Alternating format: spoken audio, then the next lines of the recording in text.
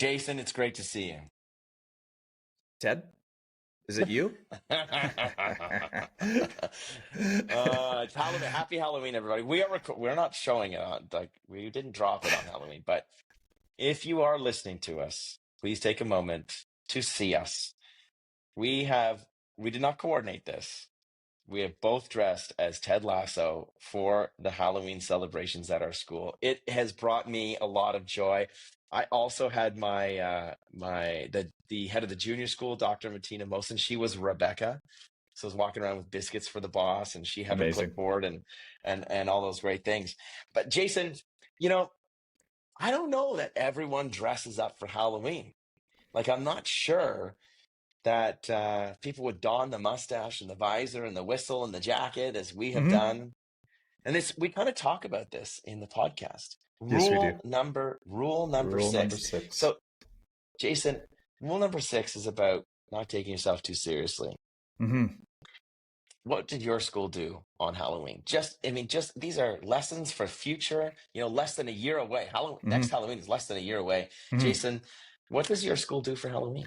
I think, we look at it as a festival day. We just have a complete festival all day. There's learning that happens, I'm sure, somewhere along the line. But it just depends on the grade and the stage. But we have rallies and celebrations. There's an incredible, one of my favorite things is there's a Halloween parade that happens at our K-6 school. And the kids all parade through, and we have hundreds of parents show up. And most parents don't recognize me in this getup, if you can believe it. So I, would walk up to parents and I'd hand them my little Believe business card. It looks like this, and then it was like a fortune cookie, and on the back. So describe that for our listeners who are just listening. So it's just got Believe. It's the size of a business card, and you flip it on the other side. I just jotted down some of our values, in kindness and curiosity. Also, in other ones, I believe in you, and just would hand it over them, and they'd wonder who the stranger was, dressed up as a soccer coach. And then before long, we were into a conversation, they figure out who I was. What's one highlight from your school, Garth? What are you guys doing in there?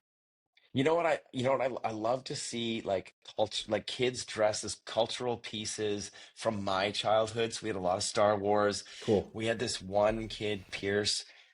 Grade 5. He dressed as Iceman from Top Gun, and it was just like bang on. Layla had a huge contraption that she made behind her. She was a mouse trapped in a mouse trap. I mean, the imagination, all of these things, and it allows ourselves to not take ourselves too seriously. So in that way, it's a truly great festival. Amazing. So we're going to talk a little bit about this on the podcast. We're going to get into stoicism. We're going to get into the space between stimulus and response, all these great things from Danny and Glenn. Calm in the chaos. Listeners, we hope you enjoy. Enjoy the show. Lassoing leadership, sharp and true.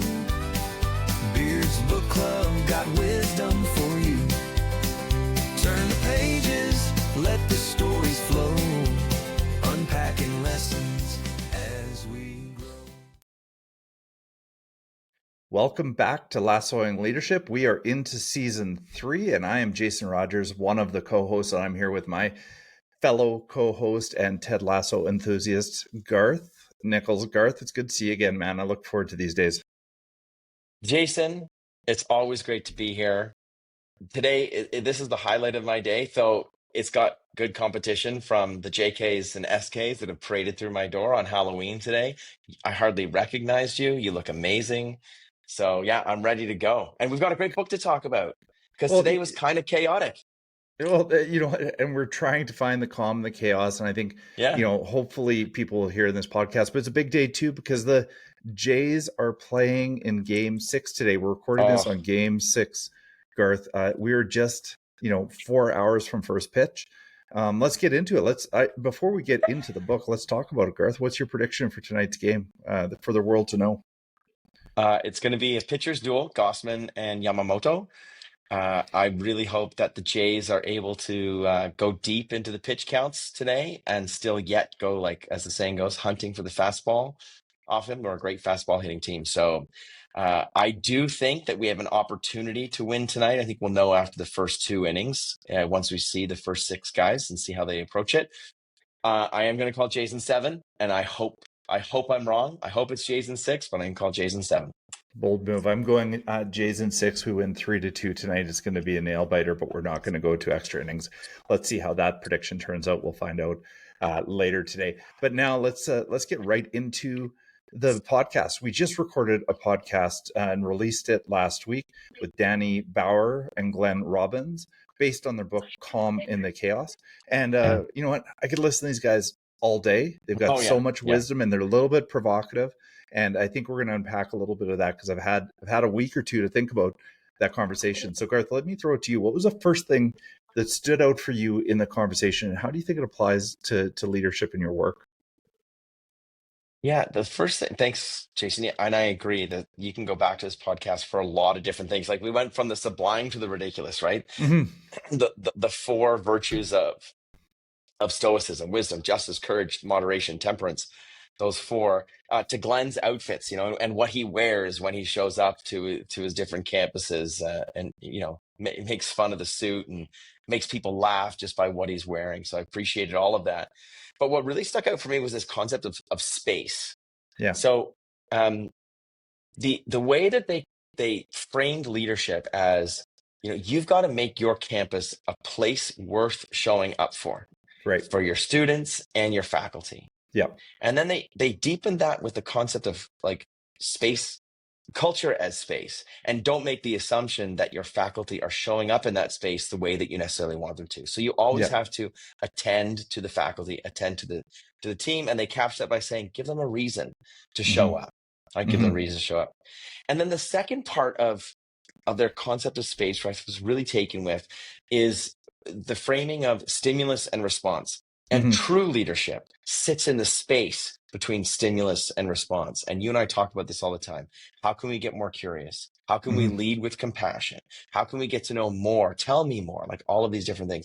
And so the space between stimulus and response is where leadership lives. And I just love that concept. And it's one that I hope sits with all of us, especially as we get into these darker days, literally and figuratively, where we got to go all the way to our winter holidays, where the sun isn't around as much.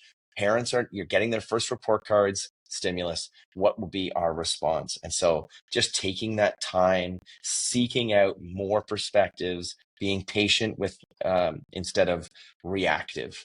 What about you, Jason? Well, you know what? I'm going to piggyback off that before we move on to other topics. I do think they reminded me of Marcus Buckingham, and Marcus Buckingham talks about people don't leave bad jobs, they leave bad bosses. Yeah.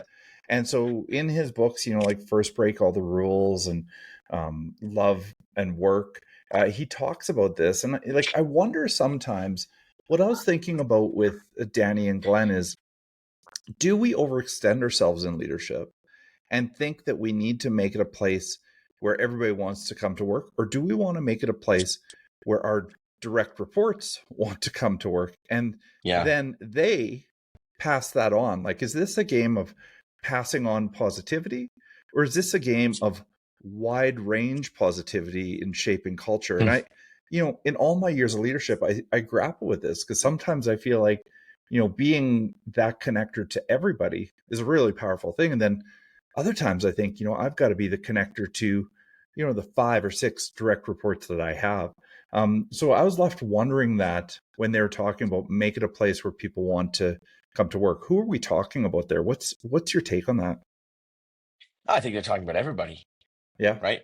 And for me, it's they characterize it as the campus, like the space that you are in, how do you make that appealing? And they talk a little bit about every year is like a sport. It's like a new season. You've got new families, right? You have to attend to new families, new students, new faculty that come in, new partners that you might have.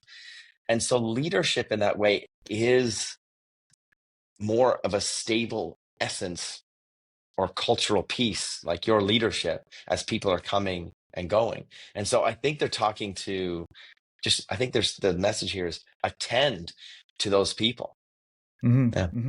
Let's dig in on that. I mean, Garth, how in your leadership do you see that manifesting? Like, how are you making Kingsway College School a place where, people want to come? Why don't we share a couple tips and tricks that you might have up your sleeve? Sure. Great. So I've conducted a listening tour Mm-hmm. over the last 2 months. I'm towards the end of it. I've spoken to over 100 people at the school. I asked them 4 simple questions. What's Mm-hmm. one thing I should know about your role? Mm-hmm. What's one goal you have for the school this year? What's one goal you have for yourself this year? And how can I, in my role as head of school, help you be at your best? And there are some trends, there are some patterns that come up. And one of those patterns that has come up is we have 3 school rules at Kingsway College School: manners, respect, try your best. Love it. Love it. And I love that 5 words in 3 rules: manners, not use manners, but just manners, Yeah. right? Respect, those types of things. And so I pick up on this, and just like, I don't know, 2-3 weeks ago, time is a mystery at this point for me, but 2 or 3 weeks ago, I had the head of the junior school and the assistant head of the junior school, Dr. Martina Mosen and Mark McGee, and I did just a little skit just about, throwing out your trash and yelling at someone who's Right. throwing out their trash, and, you're not trying your best, and have manners, right? And you need to respect. So those little things where you can give those immediate responses, right? Like, Yes. because the feedback I was getting was, we've kind of lost our way a little bit with emphasizing respect, manners, and try your best. We need to double down on that, Garth. That's the feedback that I had. And so the way that I'm making my campus, our campus, a place where people want to come to work is making sure that they know that I listen, right? And then I don't just listen, I react, or I respond, to what I've heard. And that's just one small example of attending to the talents of the faculty, attending to their wisdom that they have from many years of being here, and how I might support them in those ways.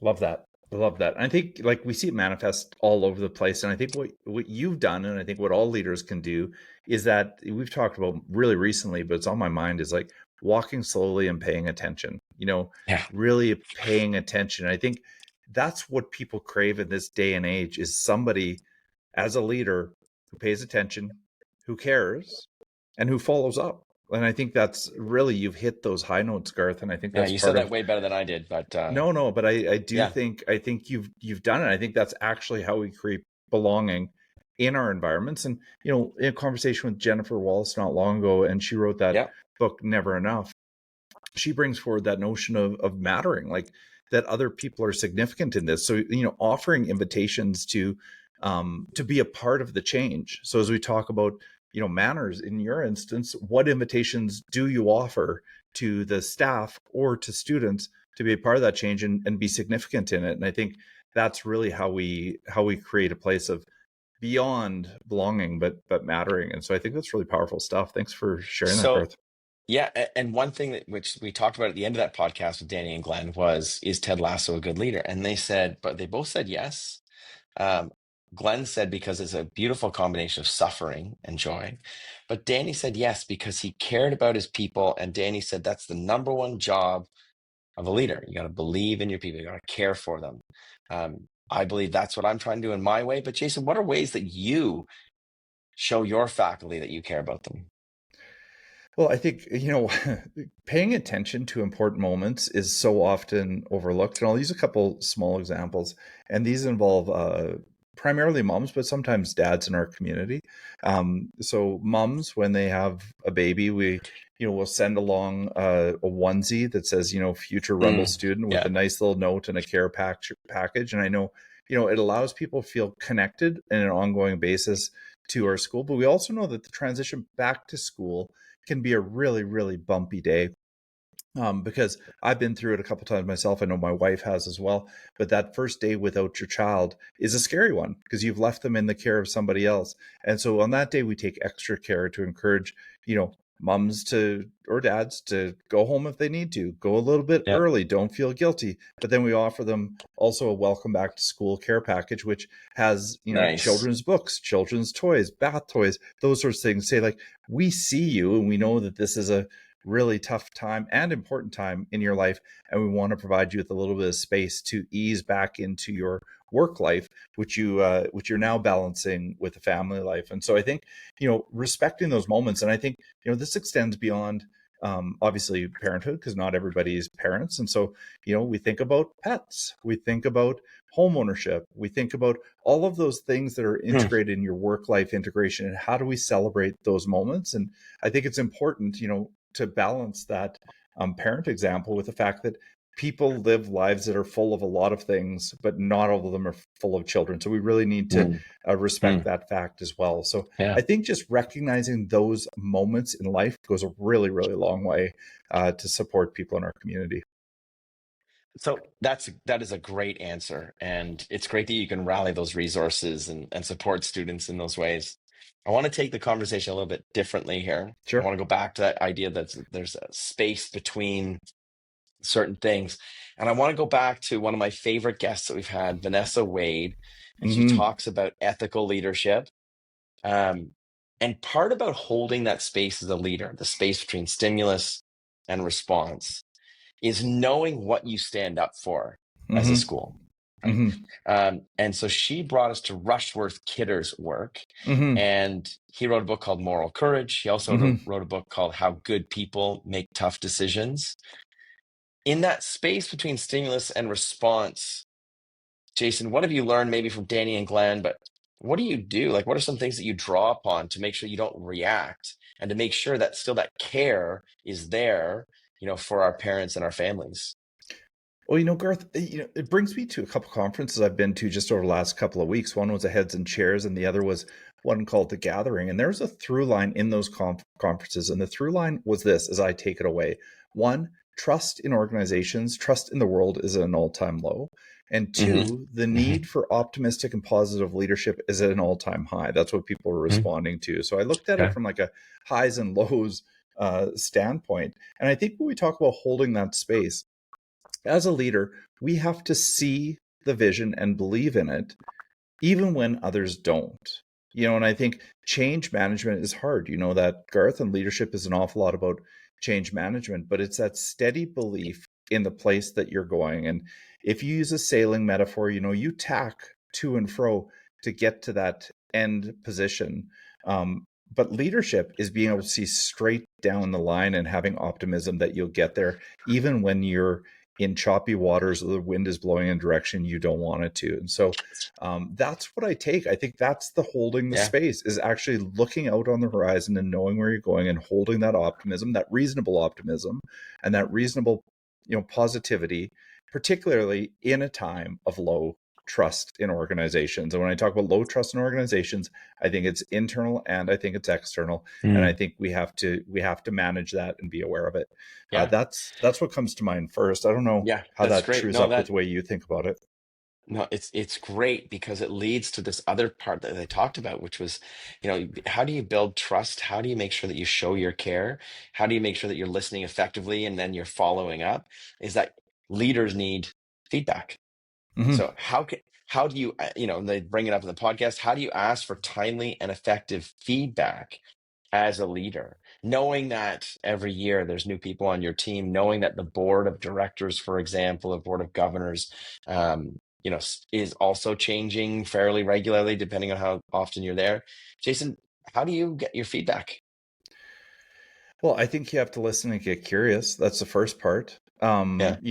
And I think you have to listen for subtleties. You have to be very, very good listener. You cannot push anything off as a, maybe they didn't mean that moment. I mean, I was at a PAC meeting just the other night with a bunch of parents, and there are a couple really pointed questions. It would be easy for me to defend them and give our position and go forth, but actually listening to the theme allows me to get a lot deeper on it. And I think, I can't remember the exact phrase, but basically don't, believe your own PR. That's, you have to check yourself. You can create a lot of spin and a lot of PR inside yourself as a leader. And I think you have to be suspicious of that. I think if you are suspicious of that and you listen, that's your best opportunity. I don't think people are really forthright all of the time in direct feedback opportunities, not even in surveys, particularly if they're not anonymous. So I think you just have to be astute as a leader and really pick up on those trends and don't trust your own PR, if you will. So I don't know. What do you think? What's the best way for you to get feedback, Garth? I mean, some of those things are great. The subtlety, like listening for the subtleties. I also think you can build a culture within your senior administrative team. Hmm. I, Yeah, it's a good one. I'm listening on Audible. I'm listening to, I think it's Daniel Pink's new book on common sense or common knowledge. I'm just gonna make sure I get the name right here. But they keep going back to this idea of the emperor's new clothes, right? Right. And yeah, it's great. I can't find the book name right now, but it's great. And the idea is that you want to surround yourself in people who are going to tell you the truth, or are Right. at the very least going to guide you to opening up your perspective. And Yep. so we always at Kingsway College School, we always leave time in meetings for discussions about key issues. And you know, you're leaning into all the elements of psychological safety, challenging conversations, um, and it is again how you show care to people who are really going to push you, and how you show that you are responding to that feedback, whether or not you respond directly in how they wanted it to go. But at the very least, you can say, as long as you understand why I'm taking action A over action B, C, and D, you can disagree with me and we can still work collectively and collaboratively together. And so I think it's using systems like protocols, frameworks of discussion that really help de-stress the room in order to give feedback to a leader, right? And make sure that the leader can hear just beyond what they think is the truth. Does that All make right, sense? Garth. It totally makes sense. I think, Yeah. as we look to wrap up this podcast, if you're Yeah. not watching this, you would not be able to see the fact, obviously, that we're both dressed as Ted Lasso today, Because it's because it is Halloween. Halloween. Yeah. But I want to wrap up with one point of conversation. Now, Danny tells this story on the podcast. If you haven't listened to it, go back to it, about rule number 6. Mm. Garth, first of all, can you tell our listeners what rule number 6 is? And then I want to dissect this a little bit, because I have some Sure. questions. Yeah. Rule number 6. Go and listen to the story because the way he frames it is really interesting in terms of working with his colleagues. But rule number 6, as a leader, don't take yourself too seriously. And to capture this, rule number 1, 2, 3, 4, and 5 just don't exist, right? Yeah. Rule Yeah. number 6 is the rule. Don't take yourself too seriously. So, Garth, Yeah. when I think about rule number 6, I think I agree with Danny, and I think I know what he's saying. But I have questions. And my question really is, we do serious work and we're dealing with serious matters, right? Yeah. Education is serious. This is working with the youth to hopefully, inspire a better world. Yeah. That's serious work. And so if we don't take ourselves too seriously, how are we going to get the serious work done? And how does that true up? Like, I totally understand the fact that, we saw Tamara, who's the CEO of Vancouver Yes. Airport, Yeah. and she said something at the conference we were both at. And she said, listen, nothing keeps me up at night, because, I'm principled and I know everybody's capable and I've got all the tools at my disposal. Like I can handle any challenge that comes up. But she didn't say I don't take those challenges seriously. Because I think she does. I actually know for a fact she does. So that's really where I'm left, is like, I think I respectfully disagree, I think, with Danny, in saying, I think we have to take it seriously, but I also don't think we need to allow things to keep us up at night. And also, we have to understand that there's a whole world happening around us, and the gravity of situations aren't sometimes as big as we might think they are. So I guess that's where I've been sitting with rule number 6, is I do think we have to take the work seriously, but I don't think we should keep it up at night. How does that sit with you? Oh, you took the rule in a different direction than I was thinking about. I would respond. I'll respond to you by saying there's a certain humanity that Mm-hmm. leaders need to, I think, present, Mm-hmm. and that could be making sure that you talk about your family if you have a family. You talk Mm-hmm. about your dog or your cat or Yeah. your pet, whatever. Talk about your hobbies. Yeah. Not taking yourself too seriously for me reads as make yourself more human. Share things, especially your mistakes, Don't take yourself too seriously in that if you made a mistake, you're going to try and cover it up, shush it up, like whatever, and make sure no one finds out about it. You're going to share those mistakes. And I think making yourself, not taking yourself too seriously is also about like making sure you are allowing other people to not take themselves too seriously. I just don't think there's a sustainability in that. So I agree with you. Now, the art and science and craft of leadership is making sure that when you are serious and when you are showing people that you're taking things seriously, you can and you are, and you have a team culture that is able to make that shift with you. So, for example, Jason, our senior administrative team, sometimes we do like a fist to five, like how are you doing today? Fist to five. Sometimes it's share a funny story of your student interactions. Yes. Using like the mood meter from Dr. Mark Brackett. Sometimes it's like telling a funny joke or something along those lines. But then we leave that space and then we get into our discussions. But I do think there's an interplay there for psychological safety. I don't want people to see me as out of touch or unreachable or not able to see themselves and me as having common ground outside of the work that we do. Wow. So, well, Garth, I'm glad we had that conversation. It actually brought some, understanding for me, and I think for our listeners as well. So, Garth, as we wrap up this episode, I want to take a minute and tease our next triad. Our next author coming on, I'm very excited about. I know it's somebody who's near and dear to you. We have Grant Lichtman coming on. Garth, why don't you tease what our listeners can look forward to in the next 3 episodes? Buckle up, people. So, yeah, Grant and I have been, I would say, friends, colleagues, partners, partners in consultations and stuff like that. I'm now working at a school that Grant consulted with. I'm seeing, his touches and his ideas all throughout the pedagogy, the curriculum, the culture that's here too. It's a wonderful, wonderful thing. So he really focuses on innovation and strategic innovation in particular. And what you'll hear from him in his book called Thrive is a set of tools and also a compelling why schools need to change. He's a dynamic speaker. He's out there in the world of TED Talks. He's got 3 books now. He's working on a 4th. We can't wait for him to come back and talk about Wisdom Road.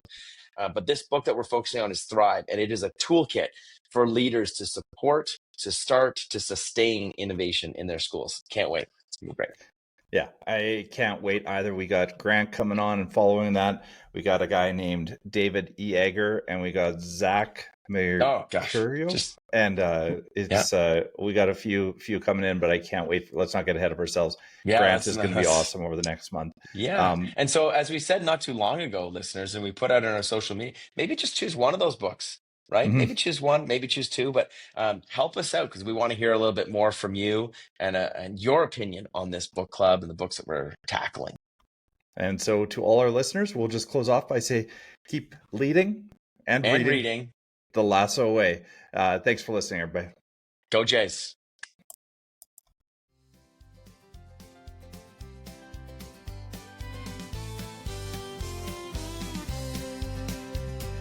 Grab your coffee, grab your seat.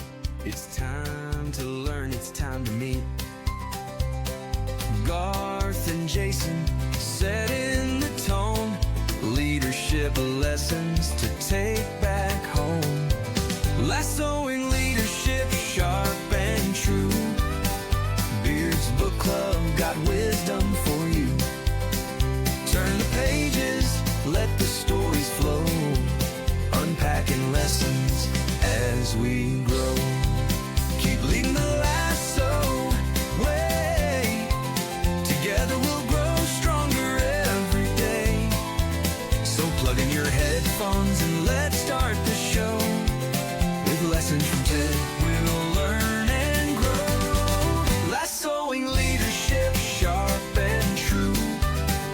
Beard's Book Club got wisdom for you. Turn the pages, let the stories flow. Unpacking lessons as we grow.